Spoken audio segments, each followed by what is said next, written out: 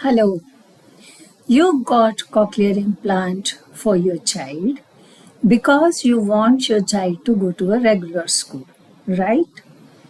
The hot topic nowadays is school readiness. But remember, your child is not ready to go to a regular school till your child can do conversation, that also with a stranger. So, how do we develop the conversational competence of your child?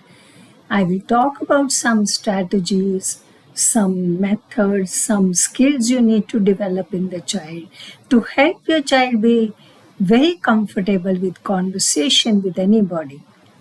The first is listening. Your child should be listening all the time. The child should be a habitual listener now. You don't have to remind the child, listen at this stage, correct? Even when you're not talking to your child, you're talking to someone else, the child should be listening. And if the child is not listening, this is the first skill you have to develop, which is mandatory for conversation. Second is you talk about waiting.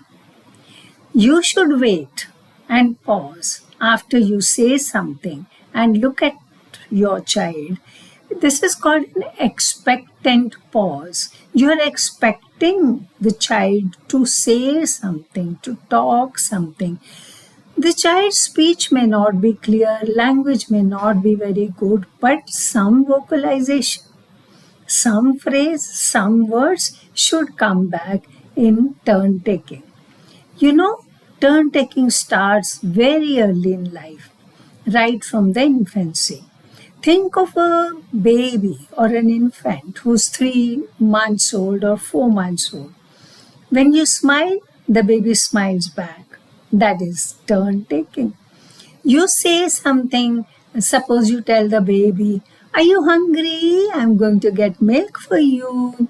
Yum, yum. And you keep quiet and look at the baby, and the baby will just vocalize something which doesn't even mean anything, but there is oral response from the baby. So this has to continue. For example, when your child gets switch on, after the switch on, you expect the child to listen to you, right? But don't expect the child to give you the response in questions or answers or statements, at least vocalization. That turn taking has to be established, which is again a part of conversation, because conversation means listen, speak. Either I listen or I speak. So when I listen, you speak. When you listen, I speak. That is the exact meaning of turn taking. Turn taking helps in auditory comprehension. But before that, the child should have auditory memory.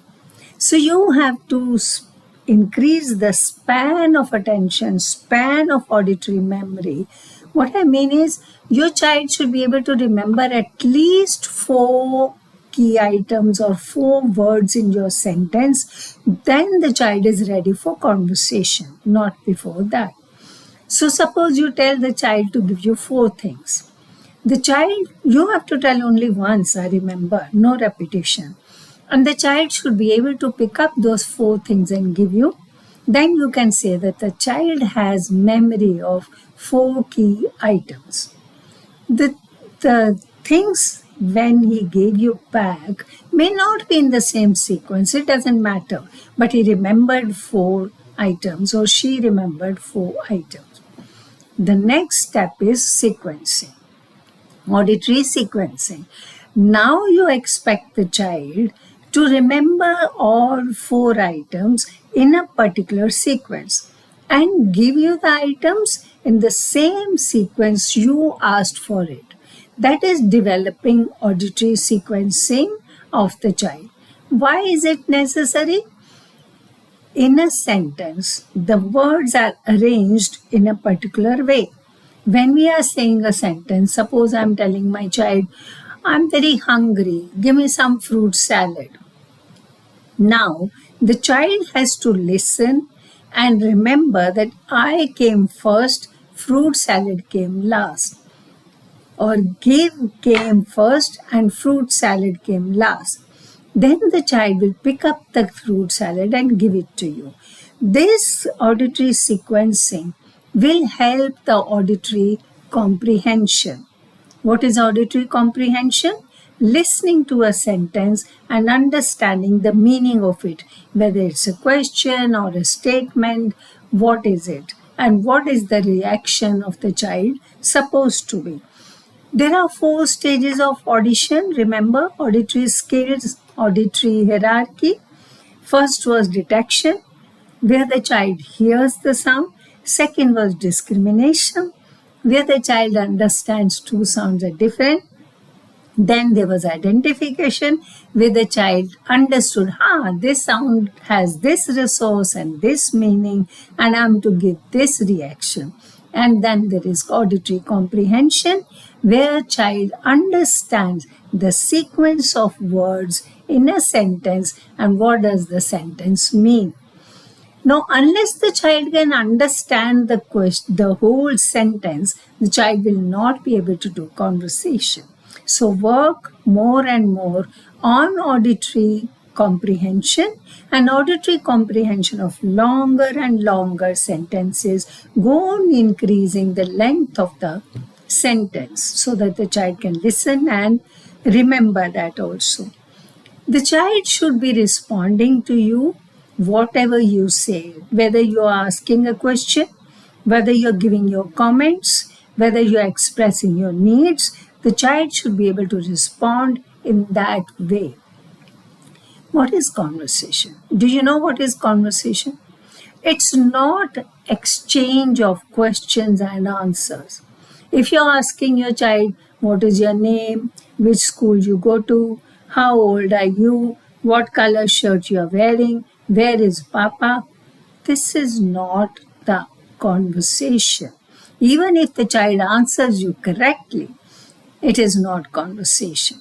So the child is listening, understanding, and then talking. That is the sequence which helps. So you pause and you wait and give the time to the child to understand and think of the response, and the child responds to that. That means if I speak, you listen. When you speak, I listen. That is conversation. So the questions should be asked by both the parties.